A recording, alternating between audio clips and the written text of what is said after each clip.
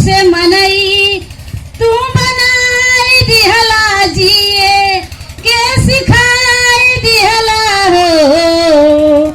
पशु से मनई तू बनाई दिहला जिए के सिखाई दिहला हो।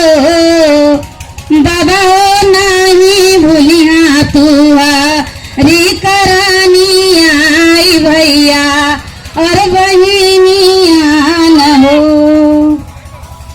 बाबा हो नहीं भूलिया तू री करानी आई भैया और बहिनिया न हो। कौन सा अधिकार दिए बाबा साहब हमको?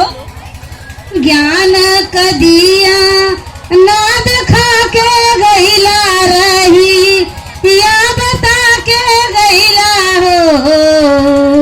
बाबा साहब ने कहा कि अगर हमें सारे न का दिया ना दिखा के गईला रही या बता के गईला हो। ज्ञान का दिया ना दिखा के गईला रही या बता के गईला हो। कोई दूसरा नहीं दिख रहा न कदिया ना दिखा के गईला रही या बता के गईला हो।